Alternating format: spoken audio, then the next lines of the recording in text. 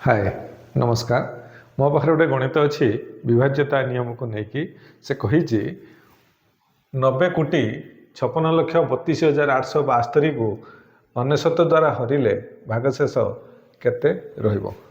आसंतु आपको आम बिना हरण रे भागशेष केमिति बाहरिबो देखिबा।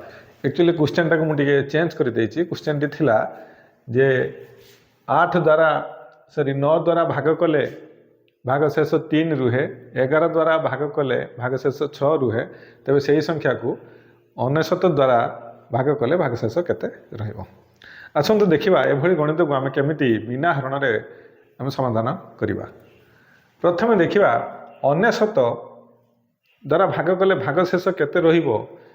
ता पई कोन करिबा ना 99 रो गुणनीयक 9 आउ 11 को कंसीडर करिबा।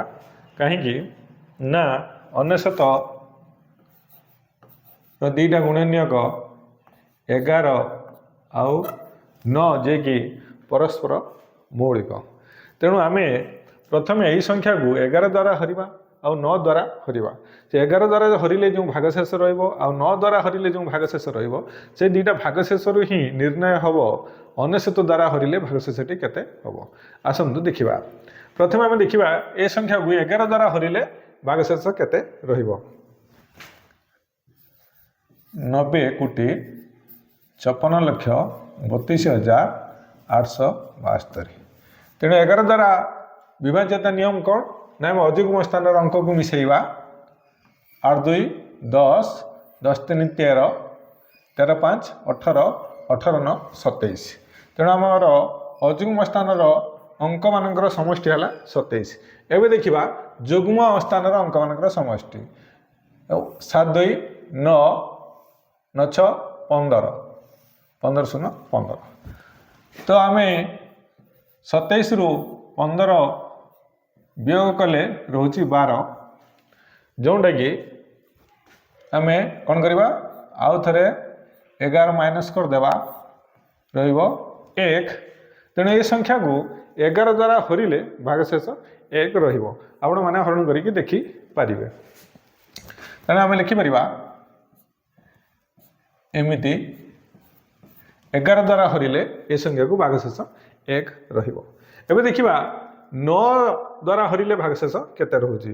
तो हमर टोटल हे जाईची जुग्म अजुग्म स्थान अंक मानकर मिसिकी 27 आउ 15, 27 आउ 15 मिसिगले 42, जहाँ को 9 द्वारा हरिले 9 चक 9 चौ 9 चौ 36 रहिबो 6, भागशेष 6 रहिबो। तो ये संख्या को आम जदि 9 द्वारा भाग करूँ तो भागशेष 6 रहिबो। तो मुझे एमती लिखिपारि ये संख्या को 9 द्वारा भाग कले भागशेष 6 रहिबो। तो आम एमिति गोटे संख्या खोजिबा जहाँ को 11 द्वारा हरिले भागशेष 1 रहिबो एवं 9 द्वारा हरिले भागशेष 6 रहिबो। से संख्याटा को आम निर्णय करबा। से संख्याटा ही हबो 99 द्वारा भाग कले भागशेष केते रहिबो। आसंतु केमिति देखिबा से संख्याटा को खोजा जाए। आम एमिति लिखिबो 11 इज इक्वल टू 9 प्लस 2। गोटे 11 जे केते ना गोटे 9 एवं गोटे 2। तो से फर्मुलाटा लिखिपारि 11 के 9 के केटा 11 इज इक्वल टू केटा 9 एवं केटा 2। किंतु आमर कौन कही ना 11 को भाग कले भागशेष 1 रहिबो। तेणु मुझे लिखिपारि से जो संख्याटा को जो संख्याटा 11 द्वारा भाग कले भागशेष 1 रहिबो से संख्याटा को यही फर्मुला लिखिपारि 11 के प्लस 1। ताकू मुझे सेमती लिखिपारि गोटे बढ़ई 9 के प्लस 2 के प्लस 1। तेणु मुझे संख्या को चाहूँगी से संख्याटा केते 11 के प्लस 1 हम। से संख्या को 11 द्वारा हरिले भागशेष 1 रहिबो। तेणु मोर बर्तमान खोजार ये अच्छी जे ये तो 9 द्वारा विभाज्य। तेणु यही संख्याटा के मूल्य केते हेले यही संख्याटा 9 द्वारा विभाज्य होई भागशेष 6 रहिबो। मोर उद्देश्य है सैया जे यही संख्या के मूल्य केते हेले এই সংখ্যাটা 9 দ্বারা বিভাজ্য হয়ে ভাগশেষ 6 রহিব। আসন্তু কে র মান এক এক পকাই দেখিবা। যদি আমি কে র মান 1 পকাউ তেণু 2 কে 2 1 3 9 দ্বারা ভাগ হয়ে 3 রহিব। যদি 2 পকাউ 2 2 4 1 5 সেই হব না। যদি 3 পকাউ 3 দুণে 6 1 7 সেই হব না। 4 দুণে 8 1 9 সেই হব না। 5 দুণে 10 1 11 হব না। 6 দুণে 12 1 13 হব না। 7 দুণে 14 1 15 এটা হব। তেমন কে র মান 7 7 হেলে 4 দুণে 14 1 15 যা কি 9 দ্বারা বিভাজ্য হয়ে ভাগশেষ 6 রহিব। তেণু কে র মান হলা 7।